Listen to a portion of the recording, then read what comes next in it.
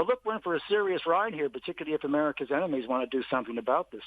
I'm sure Putin and President Xi of China and Chairman Kim in North Korea and the Ayatollah in Iran are looking at this very carefully, and they might want to exploit a weakness.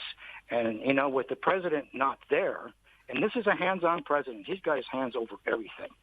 Without this central figure, we're going to look for some really bad news coming up. And if I were Chairman Kim or if I were Putin or somebody, particularly President Xi, I'd make my move in places like Taiwan or wherever he's going to make his move in the South China Sea or the East China Sea, because this president isn't going to do a damn thing about it. He might be on a ventilator or even worse, intubated in the next couple of days.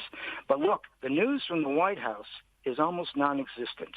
And the fact that America's great news agencies, including Reuters, can't find any information, independent information, tells you how bad it is. So they're trying to conceal it. And it's not that they're trying to conceal something terrible. It's just that they have no culture of sharing information with the American people because it has to go through the fake news. And they don't Joe, trust if we just have a quick look at how the election campaign will play out, we've obviously seen Joe Biden's campaign has already stopped running those negative ads. We know the president is quite happy to take to social media, and I guess given these times, could we potentially see Donald Trump campaign from his hospital bed? And how do you then think this will also impact the way Joe Biden continues to campaign from here? Well, look, I'm going to share something with your viewers today. I had what I think was COVID-19 late December, early January. I was out of action for 3 weeks, and I wasn't giving any lectures from the bedside.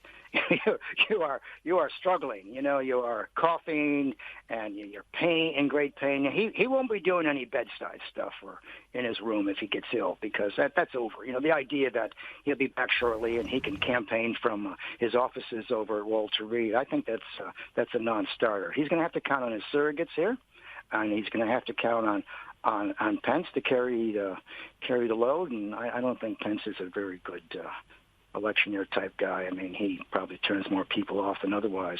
But look, this is, and I know Biden's people have laid off this. They're trying to be very nice about it. They're sending the president their prayers and thoughts. At the same time, they could barely keep the smile off their faces, because if this is a case of karma, this is it.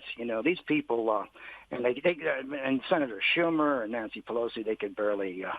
They're not happy about it, but they could see that there's some kind of raw justice has been delivered here. We have a president who says you don't need a mask or social distancing, and he's going down like an elephant. And at his age, he's got a 90% chance of recovering. But in his risk group, he's in the 40% category if he gets this bad. And, we've gone from I'm doing well, it's mild, et cetera, to going to the hospital.